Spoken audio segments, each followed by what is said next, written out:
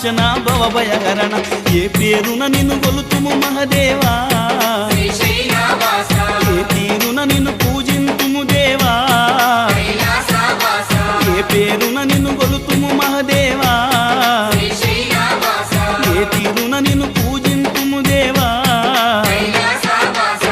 శ్రీశైలవాస శ్రీ మల్లినాథ నీ దర్శన భాగ్యం ఈవయ్యా మా జ్యోతిర్లింగా ఈ జన్మకు మోక్షం ఈవయ్యా ఓం జై జగదీశ.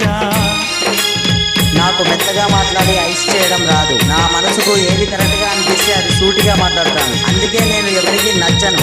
నాకు నటించడం రాదు. నచ్చకపోతే దూరం అవుతాను అంతే. నా మనసు ఎప్పుడు సూటిగా ఉంటుంది. అందుకే చాలా మందికి కఠినంగా అనిపిస్తుంది.